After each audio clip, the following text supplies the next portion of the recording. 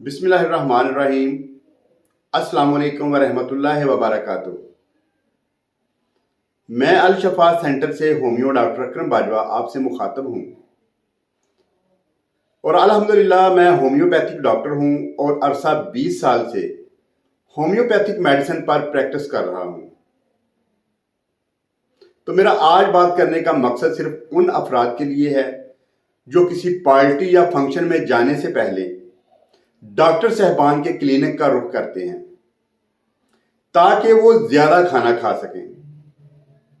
Doctor साहबान से जाके यही कहते हैं कि डॉक्टर साहब हमें कोई ऐसी दवा दे दें या कोई ऐसी फक्की या सिरप या ड्रॉप्स दे दें जिससे हम पेट भरकर खाना खाएं और हमें कोई मसला ना बने। तो मैं उन अफराद से सबसे पहले ये बात करना चाहूँगा कि अल्लाह ताला की ज़ात ने आपको दुनिया में खाना खाने के लिए नहीं भेजा। ओवर ईट होकर खाना ना खाएं, उतना खाना खाएं जितना आप में कैपेसिटी है।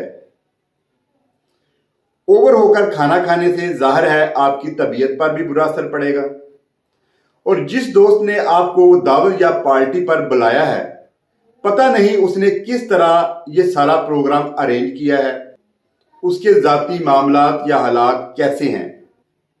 इन बातों का खास तौर पर ख्याल रखा करें।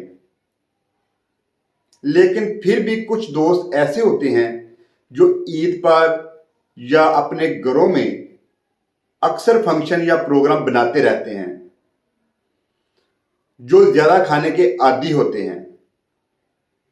उन दोस्तों के लिए मैं एक ऐसी दुआ बताना चाहता हूं कि वो जितना मर्जी खाना खाएं, इंशाअल्लाह ताला अल्लाह के हुक्म से एक आदमी अगर 2 से 2.5 किलो गोश्त भी खा लेगा तो वो फौरी तौर पर हजम हो जाएगा।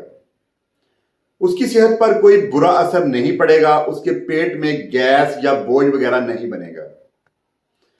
इंशाअल्लाह ताला तबीयत बिल्कुल फ्रेश रहेगी और 2 घंटे के बाद वो फिर से खाना खाने के काबिल हो जाएगा। तो इसमें सबसे पहली दुआ जो मैं बताना चाहता हूं वो है होम्योपैथिक की नक्स और अमीका 200 ताकत में, और इसके साथ जो दूसरी दुआ है वो है कार्बोवेज 200 ताकत में। इन दोनों को बराबर मकदार में मिक्स कर लें और 5 से 8 कतरे डायरेक्ट जुबान पर या 2 घूंट पानी में मिलाकर पी सकते हैं। इंशाअल्लाह ताला अल्लाह के हुक्म से इस दुआ से आपको किसी किस्म का कोई भी साइड इफेक्ट नहीं होगा और हर होम्यो स्टोर से आपको आसानी से मिल जाएंगे।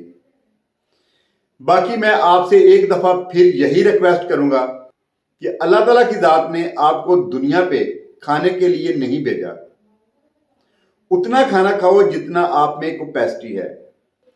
बाकी कुछ लोग खाना खाते हैं सिर्फ जिंदा रहने के लिए और कुछ लोग जिंदा रहते हैं सिर्फ खाने के लिए। बाकी इन तमाम बातों को ज़हन में रखिएगा और दुआओं में याद रखिएगा। वस्सलाम, डॉक्टर अकरम बाजवा। बहुत शुक्रिया।